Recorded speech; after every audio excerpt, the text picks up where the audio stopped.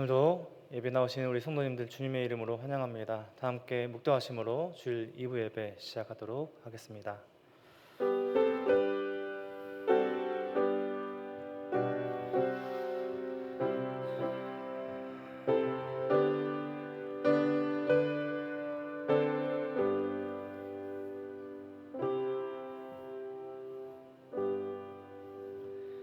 사도신경으로 우리의 신앙을 고백하겠습니다.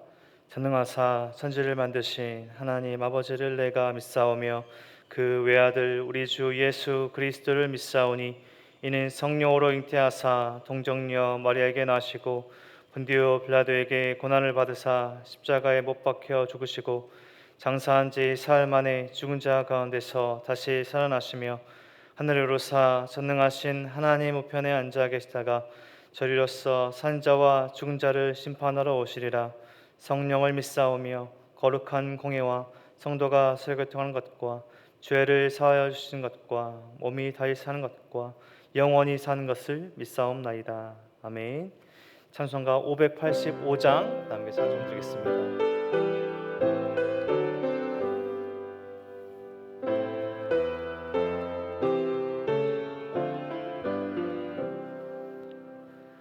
내 주는 강한 성이요 방패와 병기 되시니 큰 환난에서 우리를 구하여 내시리로다.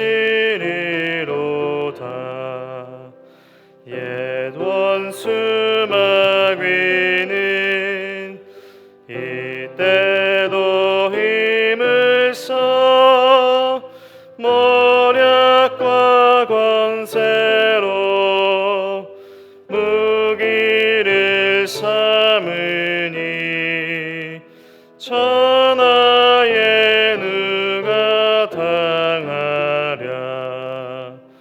내 힘만 의지할 때는 패할 수밖에 없도다. 힘 있는 장수 나와서 날 대신하여 싸우네. 이 장수 누군가? 주 예수 그리스도 만군의 주로다. 당할 자 누구랴?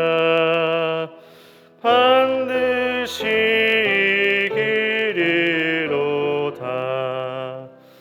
이 땅에 마귀 들끓어 우리를 삼키려 하나. 겁내지 말고 섰거라. 진리로 이기리로다. 친척과 재물과 명예와 생명을 다 빼앗긴데도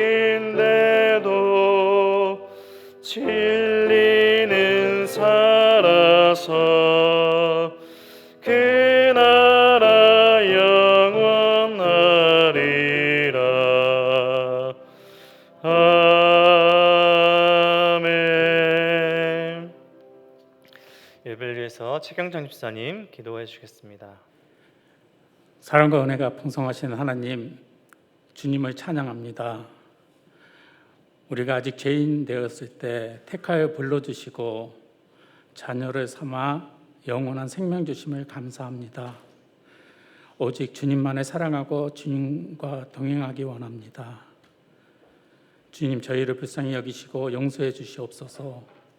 이 세상의 삶에 취하여 살면서 하나님의 자녀답지 못한 생각과 말과 행실을 서슴없이 행했으며 주님의 말씀을 따라 살기보다는 세상 것들에 더 관심을 가지며 그것들을 하나라도 더 채우려고 노력했음을 고백합니다.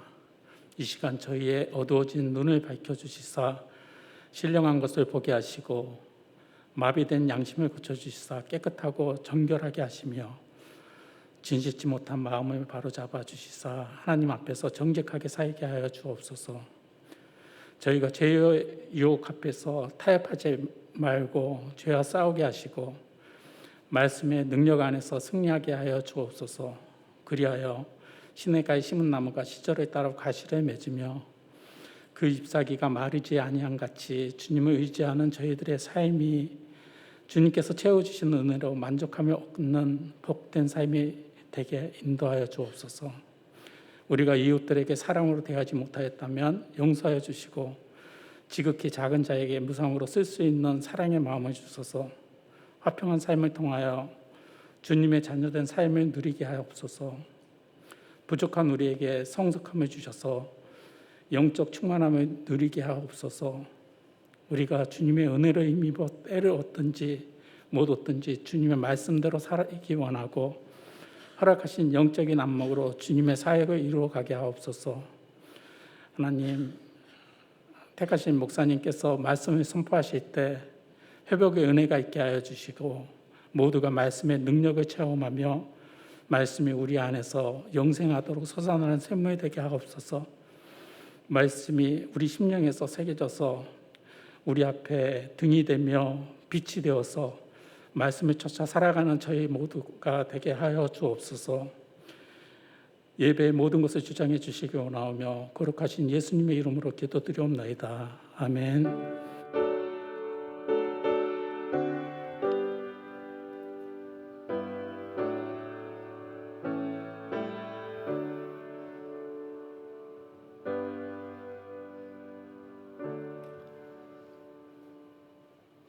오케스트라 찬양과 함께 준비하신 헌금 드리는 시간 갖도록 하겠습니다.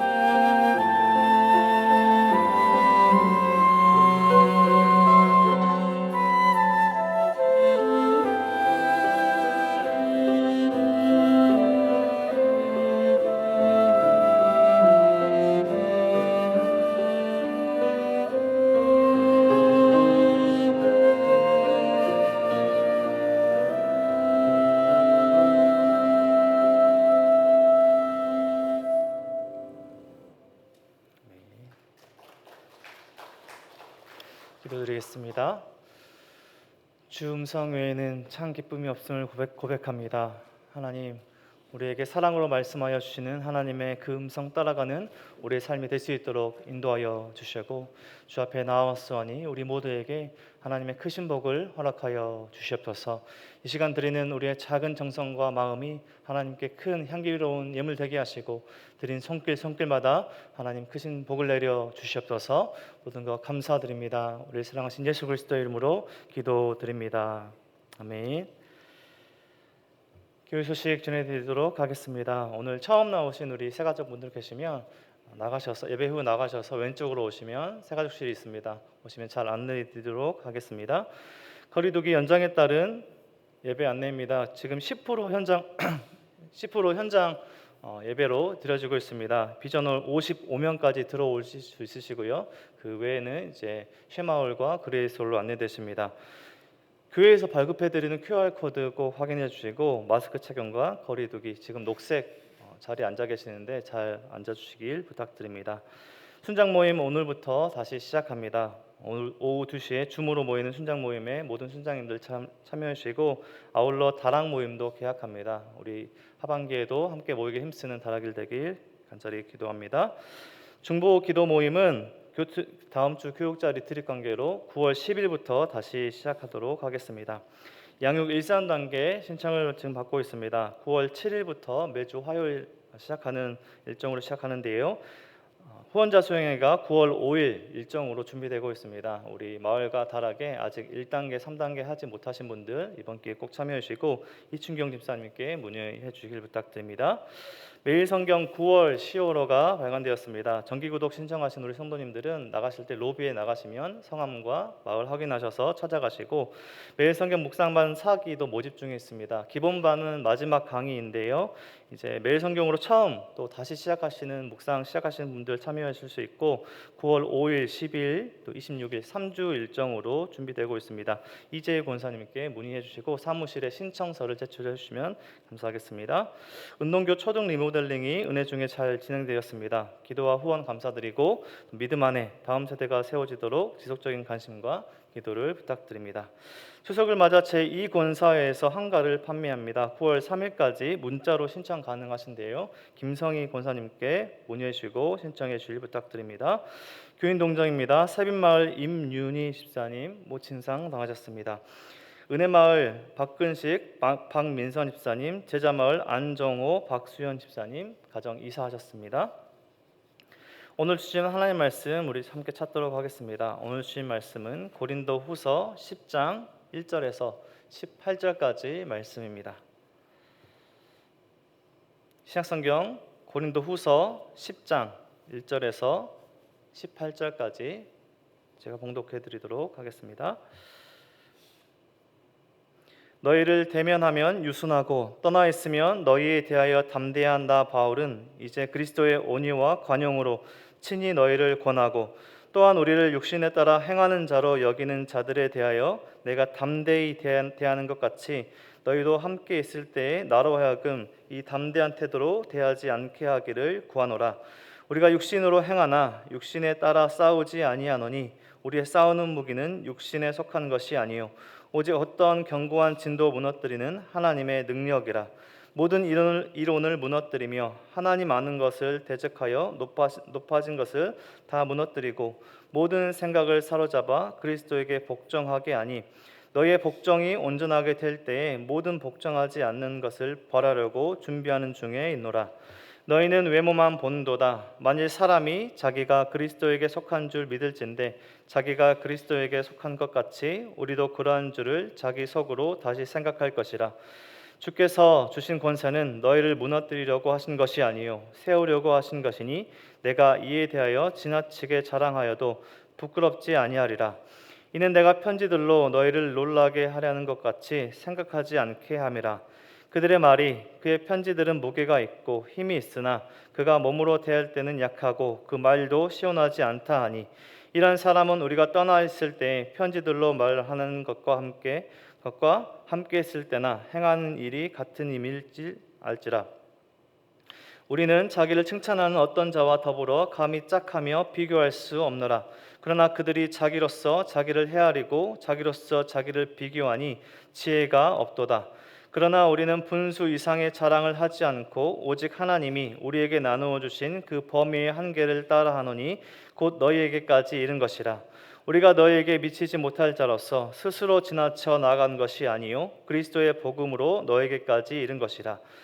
우리는 남의 수고를 가지고 분수 이상의 자랑을 하는 것이 아니라 오직 너희 믿음이 자랄수록 우리의 규범을 따라 너희 가운데서 더욱 풍성하여지기를 바라노라. 이는 남의 규범으로 이루어 놓은 것으로 자랑하지 아니하고 너희 지역을 넘어 복음을 전하려 함이라. 자랑하는 자는 주 안에서 자랑할지니라. 옳다 인정함을 받는 자는 자기를 칭찬하는 자가 아니요 오직 주께서 칭찬하시는 자니라. 아멘. 목사님 나오셔서 당신의 무기는 무엇입니까? 라는 제목으로 하나님 말씀 전해주시겠습니다.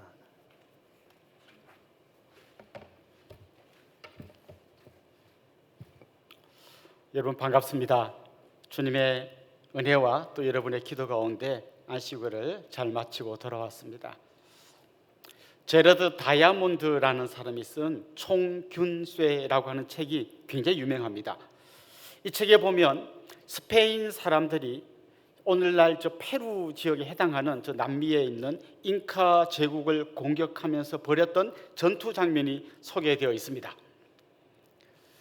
스페인 사람 168명하고 잉카 제국의 약 8만여 명의 그 군인들이 맞붙었습니다.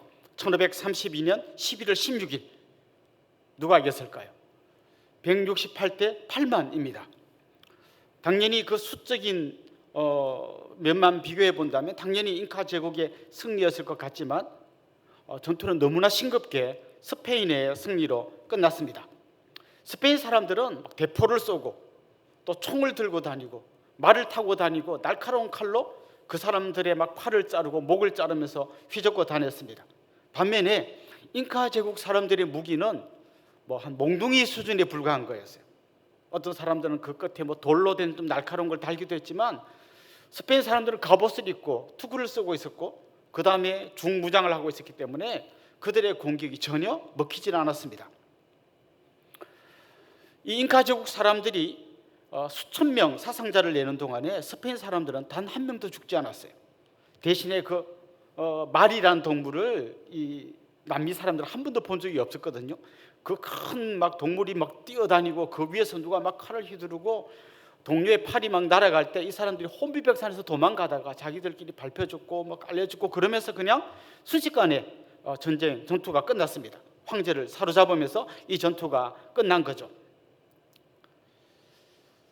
어떻게 이런 어마어마한 수적인 열세에도 불구하고 스페인 사람들이 이길 수 있었을까요? 이렇게 묻는다면 뭐 여러 가지 이유를 댈 수 있겠지만 가장 중요한 이유는 한 가지입니다. 무기가 너무나 압도적으로 차이가 났다는 것이죠. 그래서 전쟁에서는 무기가 굉장히 중요합니다. 근데 전쟁에서만 중요한 게 아니에요.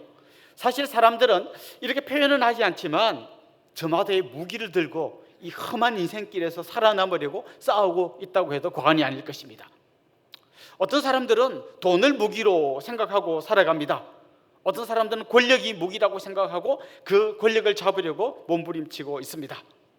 우리 청소년들 중에는 주먹을 무기로 생각하는 친구들도 있고요. 또 외모를 무기로 생각하는 사람들도 있습니다. 아주 말을 기가 막히게 잘하는 이 언변, 이것도 무기가 될 수 있겠죠. 나는 이런저런 아무 무기도 없다 이런 사람은 눈물을 자기의 무기로 사용하기도 합니다. 먼저 질문을 던져보고 싶습니다. 여러분은 어떤 무기를 들고 계십니까? 여러분은 주로 어떤 무기로 이 험한 세상을 헤쳐나가고 계십니까? 그런데 오늘 우리가 좀 더 깊이 생각해 볼 것은 우리는 단지 이 세상의 험한 파도와 싸우는 사람이 아니라 영적인 전쟁을 수행하는 사람들이라는 거예요. 다시 말하면 우리는 영적인 전쟁을 수행하기 때문에 정말 더 중요하고 더 확실한 무기를 필요로 한다는 것입니다. 사실 여러분, 우리 일상생활에서 일어나는 모든 일을 다 영적 전쟁이라고 말하는 건 좀 과도한 면이 있겠지만 그렇다고 해서 지금 내 삶 가운데서 영적 전쟁이 일어나는 걸 모르고 있는 게 더 큰 문제예요. 그리고 더 한 걸음 더 나가면 영적인 전쟁인 걸 알긴 아는데 내 손에 무기가 없어요. 그럼 어떻게 됩니까? 이 세상에 막 권력, 돈, 수많은 이론, 지식으로 무장한 사람들이 막 공격이 올 때 무기가 없으니까 아무 힘도 없이, 속절 없이 그냥 무너질 수밖에 없는 거죠. 여러분, 우리 청소년들 보십시오. 왜 대학만 들어가면 아이들이 교회를 다 떠나갈까요? 그 거대한 세상의 무기들을 보기 시작한 것이죠. 세상의 질서를 보기 시작한 것이죠. 대학에서 배웠던 그 학문 앞에서 그들이 스스로 왜소해지는 거죠. 근데 오늘 본문은 우리에게 이야기해 줍니다. 영적 전쟁을 수행하기 위해서 정말 너무나 중요하고 또 너무나 강력한 무기가 있다는 것을 알려줍니다. 저는 오늘 이 예배에 참여하는 여러분 모두가 이 가장 강력한 무기가 뭔지를 아실 뿐만 아니라 그 무기를 갖고 그 무기를 사용해서 진정한 영적인 승리자가 될 수 있기를 간절히 소망합니다. 오늘 본문에 보면 바울이요, 영적 전쟁을 벌이고 있습니다. 사실 바울은 이미 수많은 영적 전쟁을 경험한 백전노장입니다. 그 권력을 가진 로마 사람들에게 잡혀가지고 감옥에 갇히기도 했고요. 그 다음에 그 유대인들의 공격을 받아 돌에 맞아서 죽을 뻔하기도 하고요. 수많은 사람들과 토론하고 변론하면서 그는 영적인 전쟁에서 승리를 거두어왔던 사람입니다. 그런데 오늘 본문에서 보여주는 영적 전쟁은 좀 특별한 거였어요. 그를 대적하는 사람들이요, 교회 안에 있었습니다. 한마디로 내부에 적이 있었던 것이죠. 바울이 고린도의 복음을 전하고 떠난 이후에 거짓 교사들이 교회 안으로 스며들어왔습니다. 그리고 그들은 거짓된 진리를 가르치기 위해서 옛날에 바울이 전했던 복음은 가짜라고, 엉터리라고 이야기해야 했습니다. 바울이 전한 복음이 가짜라고 하기 위해서 그들은 먼저 바울을 공격했습니다. 바울이 엉터리면 그가 전한 복음도 엉터리가 되기 때문이죠. 근데 그들의 공격은 이렇게 내용을 보면 굉장히 좀 치졸한 것들이에요. 바울은 외모가 너무 시원치 않다. 아마 바울이 온갖 고난을 겪었잖아요. 복음 전하기 위해서 고난 다 겪고 그냥 막 피골이 상접해서 왔던 것 같아요. 그러니까 외모가 시원치 않다, 막 이런 것도 공격했고요. 말을 잘 못한다, 말이 시원치 않다. 사실 바울이 했던 뭐 일상 대화가 시원치 않다는 게 아니죠. 여기서 말이 시원치 않다는 건 다른 말로 하면, 요즘식으로 이야기하면 설교를 되게 못한다는 거예요. 저는 이 말씀을 쭉 읽어보다가 누가 나보고 외모가 시원치 않다고 공격하면 기분이 좋지는 않을 것 같아요. 근데 뭐 그렇다고 내가 막 그것 때문에 분노할 일은 아닌 것 같아요. 내가 뭐 대단한 외모를 가진 건 아니니까 뭐 그렇게 볼 수도 있겠지만 기분은 안 좋네, 이 정도로 끝날 것 같지만요, 당신 설교 형편없다 하면 굉장히 힘들 것 같아요. 이 설교자에게, 목회자에게 설교를 공개하는 것보다 더 힘든 건 없을 것 같아요. 그런데 바울을 향해서 사람들은 설교를 제대로 못한다, 이렇게 공격했던 거죠. 그런데 뭐 나중에 계속해서 나옵니다마는 당신은 제대로 된 추천서를 가지고 오지 않았다, 또 뭐 이런 말도 했어요. 우리 앞에 오면 쭉도 못 펴고 있다가 저 뒤에 가서는 막 편지로는 엄청 세게 이야기하는데 당신 뭐 이중인격자 아니야, 뭐 이런 식의 공격도 했습니다. 그는 이런 수많은 공격을 받고 있었던 거죠.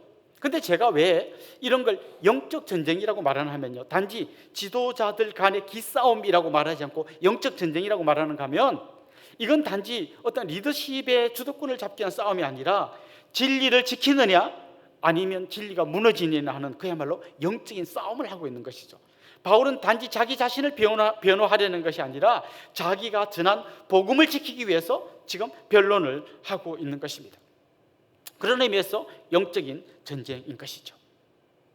그런데 바울은 이 영적인 전쟁을 수행하고 있는데 독자들을 돌아보면서 이렇게 살짝 이야기하는 거예요. 여러분 너무 걱정하지 마세요. 저들이 엄청나게 공격하고 나는 이렇게 수세에 몰린 것처럼 보이는데 여기 있는 독자 여러분들을 향해서 이야기하는 거죠. 여러분 너무 걱정하지 마세요. 저에게는 놀라운 무기가 있습니다. 이렇게 우리에게 지금 말을 걸어오고 있는 것입니다. 바울이 말하는 그 놀라운 무기가 뭘까? 대충 우리가 짐작하는 것들은 몇 가지가 있어요. 바울은 가말리엘이라고 하는 그 시대 최고의 스승 밑에서 공부를 했습니다. 아주 학문이 뛰어난 사람입니다. 뿐만 아니라 그는 굉장히 다양한 언어에 능통했습니다. 우리가 읽고 있는 이 신약 성경은 주로 바울이 헬라어로 편지를 썼습니다. 그렇지만 그는 히브리 사람들 앞에 가면 히브리어로도 이야기를 했습니다.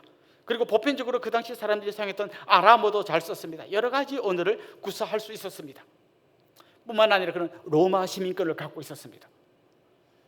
그가 로마 시민인 줄 모르고 감옥에 가두었던 사람이 나중에 바울이 나 로마 시민인데 막 이렇게 대해도 돼 할 때 그들이 굉장히 당황하는 모습이 나옵니다. 그 바울은 지금 뭐 내세울 수 있는 뭐가 카드가 많습니다. 여러 무기를 갖고 있는 사람입니다. 그는 또 정통 유대인입니다. 베냐민 지파 사람이었고요. 또 아주 그 당시 사람들에게 존경을 받던 바리새인이었습니다. 바울이 지금 독자들에게 여러분 걱정 마세요. 저에게는 특별한 무기가 있습니다. 도대체 뭘 갖고 이야기할까? 이야기하는데요. 그가 말하는 무기가 뭔지 4절 5절을 한번 같이 읽어보면 좋겠습니다. 제가 읽겠습니다. 우리의 싸우는 무기는 육신에 속한 것이 아니요 오직 어떤 견고한 진도 무너뜨리는 하나님의 능력이라. 모든 이론을 무너뜨리며 하나님 아는 것을 대적하여 높아진 것을 다 무너뜨리고 모든 생각을 사로잡아 그리스도에게 복종하게 하니. 여러분, 바울이 이야기하고자 하는 자기가 갖고 있는 특별한 무기가 뭡니까? 하나님의 능력입니다. 모든 견고한 진, 한순간에 무너뜨려버리는 하나님의 능력을 그가 갖고 있다고 이야기하는 것이죠. 이스라엘 백성들이 여리고성을 돌 때 어느 순간에 그 견고했던 여리고성이 와르르 무너진 것처럼 하나님의 능력을 소유한 사람들은 어떤 영적인 전쟁에서도 승리할 수 있다는 것이죠. 다윗과 골리앗의 싸움을 한번 보십시오. 골리앗은 어마어마한 무기를 가졌습니다. 그는 갑옷과 투구로 무장하고 있었고 방패 든 사람이 앞에 따로 버티고 있었습니다. 뿐만 아니라 그의 손에는 칼과 창과 단창이 들려 있었습니다. 다윗의 손에는 뭐가 들려 있었습니까? 돌멩이가 들려 있었습니다. 자, 이 두 사람의 무기를 비교해 보십시오. 칼과 창과 단창과 갑옷과 투구와 돌멩이. 무기가 너무 시원치 않잖아요. 그런데 이건 겉으로 본 평가입니다. 정작 이 싸움에 나선 다윗은 자기의 무기가 이 돌멩이라고 이야기하지 않습니다. 그는 이렇게 이야기했습니다. 너는 칼과 창과 단창으로 내게 나오거니와 나는 만군의 여호와의 이름 곧 내가 모욕하는 이스라엘 군대의 하나님의 이름으로 내게 나아가노라. 다윗의 무기는 돌멩이가 아니었어요. 그는 하나님의 이름, 하나님의 능력을 의지하고 이 전쟁에 나아갔던 것입니다. 그래서 이건 어린 아이와 아주 힘있는 장군과의 싸움이 아니라 하나님의 능력을 소유한 사람과 자신을 믿는 사람과의 싸움이었던 거죠. 거기서 다윗이 승리했던 것입니다. 지금 바울의 대적들은 온갖 비열한 무기를 가지고 바울을 공격하고 있습니다. 외모가 시원찮잖아, 말을 잘 못하잖아. 그럼 거꾸로 이야기하면 자기들은 외모도 좀 괜찮고 말도 굉장히 잘한다는 거죠. 특별히 그 당시의 문화에서는 수사학이라고 했어요. 말을 잘하는 걸 가르쳐주는 사람들이 많이 있었어요. 요즘으로 말하면 이런 학원들이 많았어요. 거기 가서 말 잘하는 법을 배운 많은 사람들이 있습니다. 아주 미사역으로 말을 잘하는 그런 걸 그들은 무기로 갖고 있었던 거죠. 그들은 무슨 추천서 뭐 이런 걸 갖고 있었던 거죠. 그러나 바울은 그런 것 다 내려놓고 하나님의 능력이라고 하는 이 무기 하나를 가지고 싸움을 하겠다는 것입니다. 그런데 그는 확신하고 있었어요. 이거면 충분하다는 거예요. 하나님의 능력이면 충분하다는 거예요. 하나님의 능력 가지고 어떤 견고한 진도, 어떤 이론도 다 무너뜨릴 수 있다는 것이죠. 이건 절대로 과장된 이야기가 아닙니다.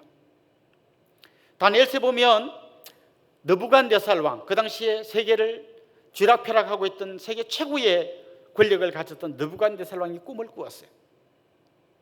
근데 그 다음날 아침에 일어났는데 그 꿈을 잊어버렸어요. 잊어버리긴 했는데 어마어마하게 중요한 꿈이란 거는 안 잊어버렸어요. 그래서 그가 바벨론의 학자들을 불러놓고 이야기합니다. 내가 어제 꿈을 꾸었는데 해몽을 해봐라. 무슨 꿈을 꾸었습니까? 잊어버렸다.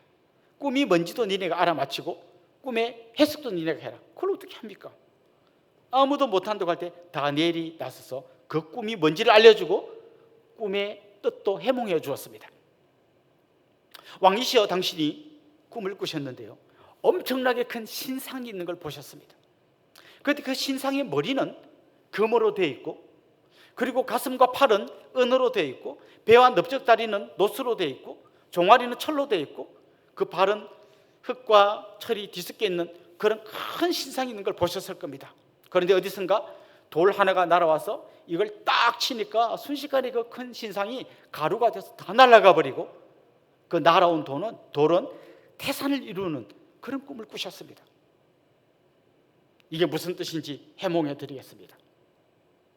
이 금으로 된 이 머리는 바로 왕의 나라입니다. 아주 금이라고 표현할 만큼 너무너무 화려하고 강력한 왕의 나라다가 언젠가는 무너지고 은으로 표현되는 다른 나라가 등장할 겁니다. 왕의 나라보다는 좀 못하지만 강력한 또 다른 나라가 등장할 겁니다. 그런데 그 나라도 무너지고 그 다음에는 노스로 표현되는 또 다른 나라가 등장할 것이고 언젠가 그 나라도 무너지고 이제는 철로 표현된 나라가 등장할 거고 흙과 철이 뒤섞인 그런 나라가 등장할 겁니다. 그러나 어디선가 날아온 돌이 그걸 다 무너뜨려버리고 날아온 돌이 태산을 이룬 것처럼 하나님의 나라가 세상 모든 권력자들을 무너뜨리고 하나님의 나라가 든든히 서게 될 겁니다. 이게 다니엘이 해몽해 준 꿈의 내용이에요. 여러분, 세계 역사를 지금 우리가 한번 돌아보면서 점검해 봅시다. 바벨론이 어디 있죠? 그 뒤에 등장했던 페르시아나 그리스나 로마나 이런 나라들이 어디 있습니까? 다 역사의 뒤안길로 사라졌습니다.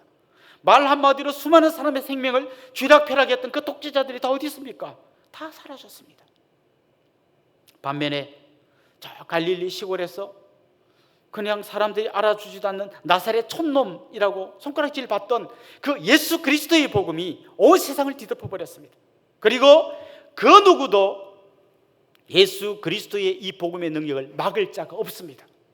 수많은 독재자들이, 공산주의자들이, 다른 종교를 가진 자들이 교회를 무너뜨리고 이 복음을 없애보려고 몸부림쳤지만 그들은 없어졌지만 복음은 없어지지 않았어요. 교회는 사라지지 않았어요. 오히려 그 가운데서 더 든든하게 서가고 있는 것입니다. 자, 중요한 건 뭔지 아십니까? 여러분이 이 복음의 능력을 아는 것으로 끝나기 때문에 우리의 힘이 없다는 거예요. 이 복음의 능력을 알아요. 하나님은 전능하신 분이고 하나님 천지를 창조하시고 온 세계의 주인이라고 우리는 입술로 고백할 수 있어요. 하지만 진짜 그걸 우리가 믿고 그 믿음으로 살지 않기 때문에 우리에게 힘이 없는 거예요. 다이너마이트가 있습니다. 이게 터지면 어마어마한 폭발력이 있어요. 다 알아요. 근데 불을 붙일 줄 몰라요. 그 무슨 능력이 있습니까? 저는 여러분들이요, 그냥 이 사실을 머리로 아는 게 아니라 여러분의 믿음으로 고백할 수 있기를 원합니다. 하나님의 능력만이 세상의 모든 것을 이길 수 있다는 것을 믿음으로 고백하는 여러분들이 되기를 소망합니다. 뿐만 아니라 그 믿음으로 살아갈 수 있는 여러분들이 되기를 소망합니다. 그때 여러분의 삶 속에서 다이너마이트가 폭발하는 것처럼 어마어마한 하나님의 능력을 경험하게 될 것입니다. 그런데 많은 성도들이 그래요. 하나님 능력이 있으면 뭐합니까? 우리 남편 지금 실직했는데. 우리 젊은이들은 그렇게 이야기합니다. 하나님 능력이 있으면 뭐합니까? 나는 여자친구도 없는데. 이런 정도의 생각을 하고 있으니까 어떻게 세상의 이 어마어마한 영적인 전쟁에서 승리할 수 있겠습니까? 특별히 성경을 보면 하나님의 능력이 가장 압축돼 가지고 가장 완성된 모습으로 드러난 게 뭔가 하면 그게 바로 복음이에요. 이 복음 안에 능력이 있는 겁니다. 사실 복음은, 특별히 십자가의 복음은요, 그냥 겉으로 보면 아무런 힘도 없어 보여요. 예수님 보십시오. 그냥 붙들려 가가지고 때리니까 맞고 침 뱉으면 그냥 침 뱉음을 당하고 조롱당하고, 그리고 아무 힘도 없이 십자가에 달리셨잖아요. 사람들이 낄낄거리면서 조롱하면서 예수님에게 이야기했습니다. 네가 하나님의 아들이거든, 한번 내려와 봐라. 내려오지도 못하고 아무 힘도 없이 죽으면서 무슨 하나님의 아들이냐. 최소한 복음은 겉으로 볼 때는 이런 모습으로 보여요. 그런데 십자가에 달렸던 예수님은 죽음으로서 끝난 게 아니라 다시 부활하셨습니다. 죽음을 밟으시고 마귀의 권세를 깨뜨리시고 놀라운 승리를 자신도 경험하셨고 우리에게도 선물해 주셨습니다. 이게 복음의 능력이에요. 그래서 복음의 능력은 겉으로 볼 때는 별 볼 일 없어 보여요. 그러나 그 어떤 것도 누를 수 없는 어마어마한 힘과 능력을 복음의 능력이 갖고 있다는 거죠. 이걸 우리가 믿어야 한다는 것입니다. 지금 아프가니스탄에서 미군이 철수하면서요, 아프가니스탄에 있는 기독교인들이 어마어마한 핍박 앞에 서게 될 것을 우리가 예상하고 있습니다.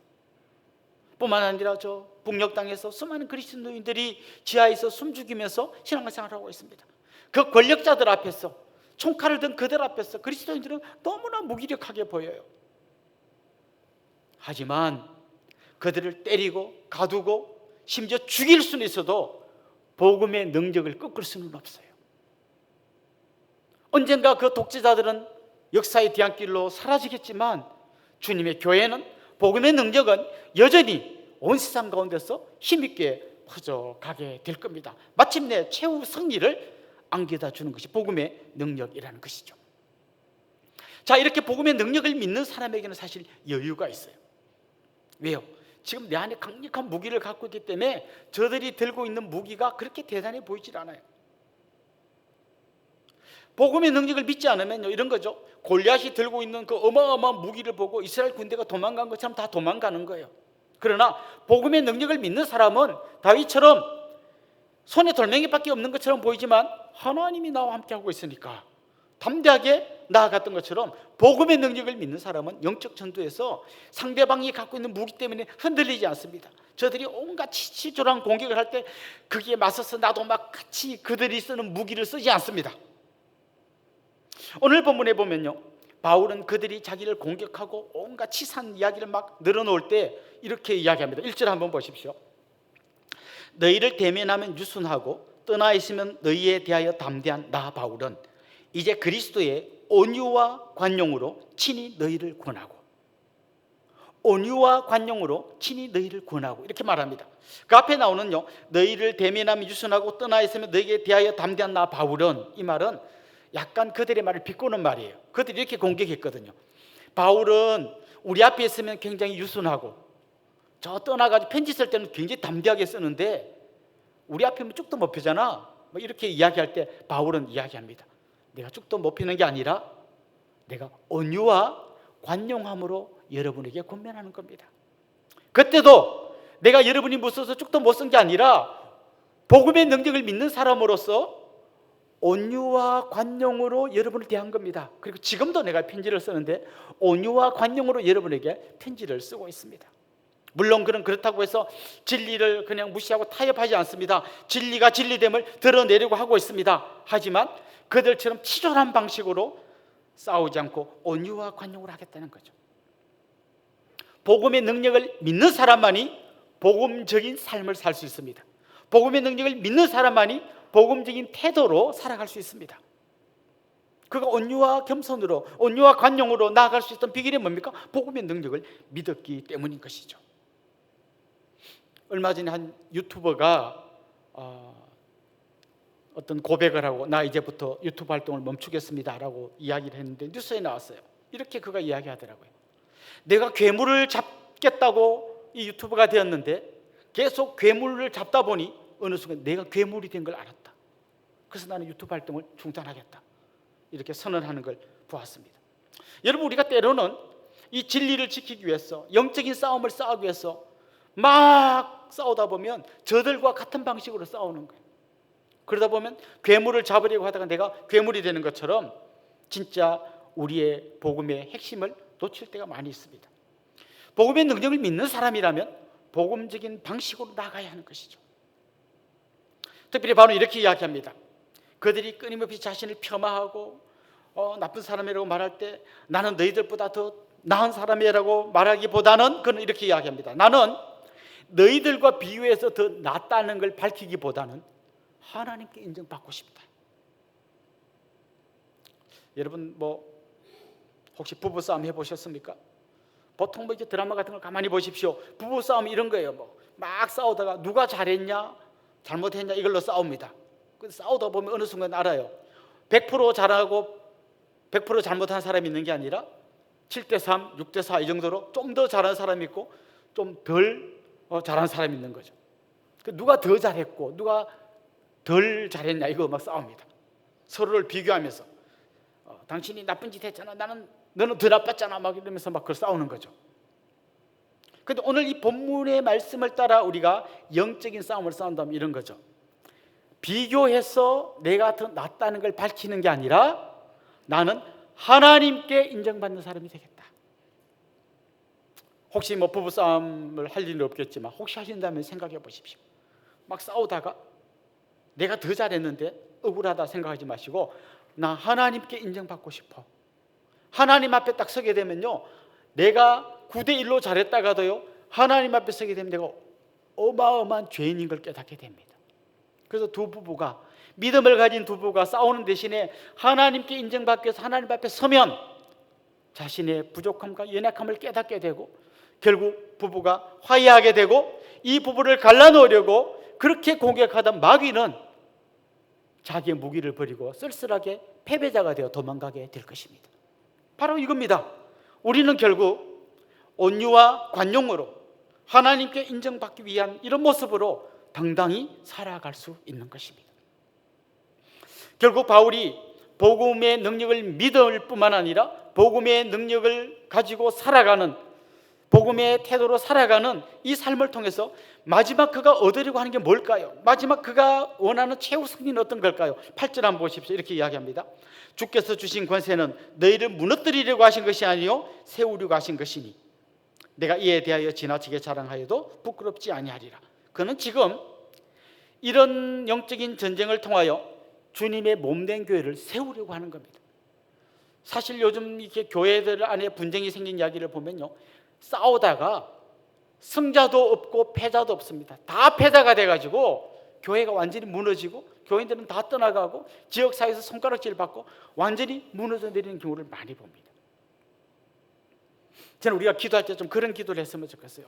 정치하는 분들이 자기의 정적을 죽이려고 하는 게 아니라 어떻게 하든 이 나라를 세우려고 하는 정치인들이 되게 해달라고 우리 같이 기도하면 좋겠어요. 여러분 가정에서 정말 저 나를 힘들게 하는 내 배우자를 밟으려고 싸우는 게 아니라 어떻게 하면 우리 가정을 세울까, 이걸 고민하면서 기도하면 좋겠어요. 그럴 일이 없어야겠지만 혹시 교회 안에 분쟁이 생길 때도 어떻게 하면 내가 이겨먹을까가 아니라 교회를 든든히 세울까, 이게 우리의 고민이 되어야 할 줄로 믿습니다. 사랑하는 성도 여러분, 오늘 본문에서 바울은 자기가 놀라운 능력을 갖고 있다고 이야기합니다. 놀라운 무기를 갖고 있다고 말합니다. 그 무기는 바로 하나님의 능력입니다. 더 구체적으로 말하면 복음의 능력입니다.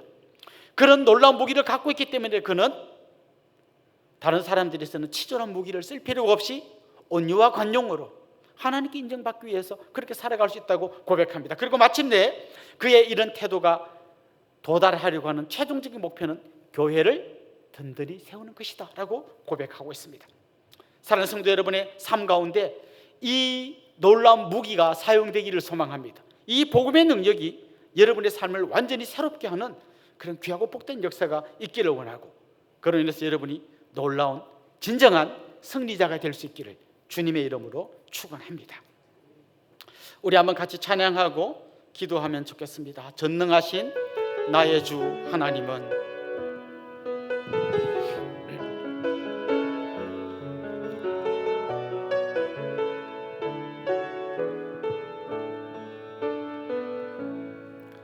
전능하신 나의 주 하나님을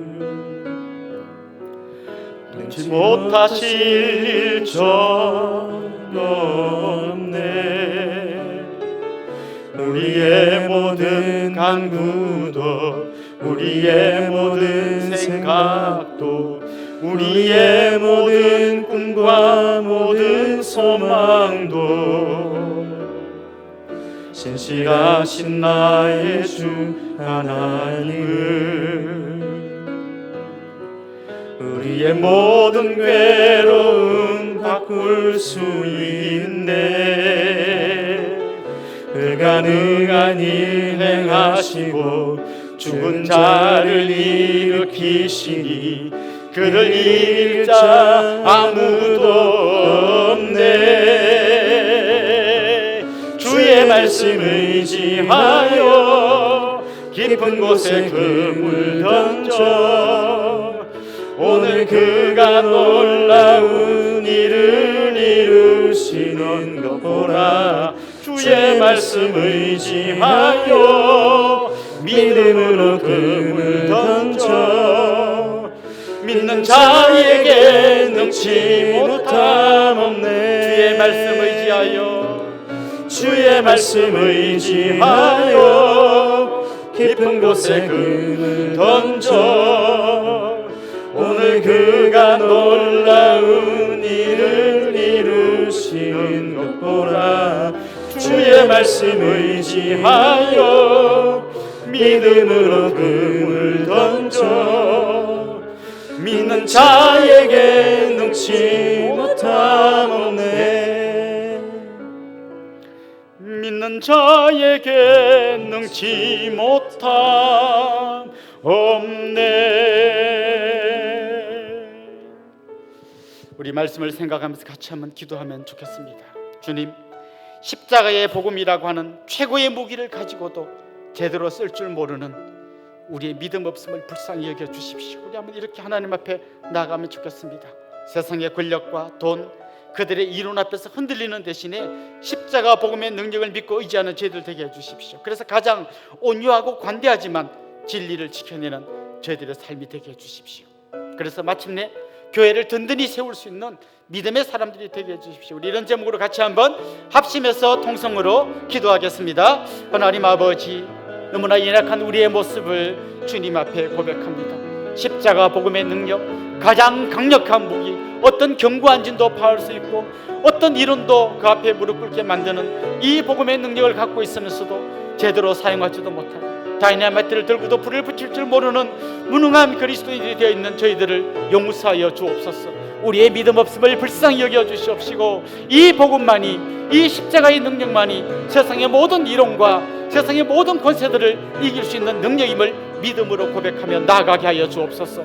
이 믿음으로 불을 붙이게 하여 주옵시고 이 능력을 경험하는 믿음의 사람들이 되어줄 수 있도록 은혜 위에 은혜를 더하여 주옵소서. 여러가지 힘들고 어려운 상황 속에서 흔들리는 교회들을 주여 붙들어 주시옵시고 수많은 성도들을 주의 능력과 권능의 팔로 세우셔서 이 험하고 어려운 세상 가운데서 하나님 세상 앞에 무릎 꿇지 않고 담대하게 나아가 승리하는 믿음의 승리의 주역들이 되어줄 수 있도록 은혜 위에 은혜를 더하여 주시옵소서.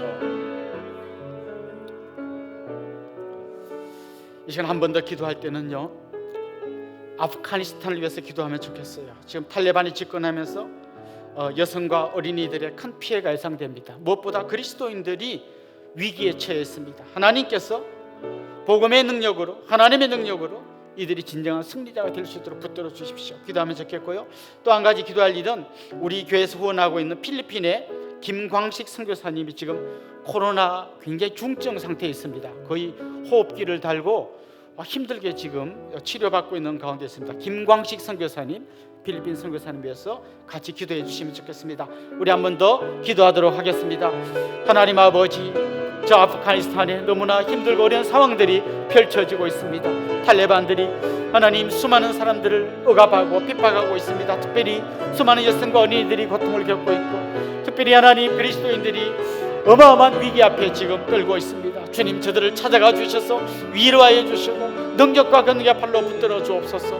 모든 권력을 가진 저들 앞에서 흔들리지 않게 하여 주시고 오히려 복음의 능력을 믿고 십자가의 능력을 믿고 내가 죽음으로써 오히려 수많은 열매들이 맺는 하나님의 능력을 믿고 의지하면서 담대히 승리할 수 있도록 은혜 위에 은혜를 더하여 주옵소서. 악한 권력자들을 무너뜨려 주시고 하나님의 통치가 저 땅 가운데 흘러가게 하여 주옵소서. 특별히 김광식 선교사님, 지금 많은 코로나 중증으로 인하여 굉장히 고통 중에 있습니다. 주님 찾아가 주셔서 위로하여 주시고 새 힘을 주시고 치료의 광선을 발하여 주시고 회복시켜 주시옵소서. 주님의 놀라운 은혜가 저들 가운데 함께하게 하여 주옵소서. 하나님 아버지, 십자가의 복음을 믿는다고 하면서도 그 능력을 의지하지 못하고 세상에 무기를 갖지 못한 걸 안타까워하며 살아가는 우리들의 믿음 없음을 주님 불쌍히 여겨 주옵소서. 십자가의 능력을 믿음으로 고백하게 하여 주시고 믿음으로 그 능력을 사용하게 하여 주옵시고 그래서 마침내 승리하는 모든 그리스도인들이 되게 하여 주옵소서. 하나님, 지금 아프가니스탄에서 고통당하는 수많은 사람들, 특별히 그리스도인들을 불쌍히 여겨 주시옵시고 모든 권력 앞에서 흔들리지 않게 하여 주시고 십자가의 능력으로 승리하는 그들이 되게 하여 주옵소서. 하나님, 코로나로 그 중증으로 인하여 고통당하는 김광식 선교사님 위해서 특별히 기도합니다. 주님, 치료의 광선을 발하여 주시옵소서. 회복의 영을 부어 주시옵소서. 속히 일으켜 주시옵소서. 이제는 우리 주 예수 그리스도의 크신 은혜와 하나님 우리 아버지의 극진하신 사랑과 성령님의 감화, 감동, 위로, 교통, 충만하심이 사랑하는 주님의 백성들과 그 가정 위에 이제로부터 영원토록 함께 있을지어다. 아멘.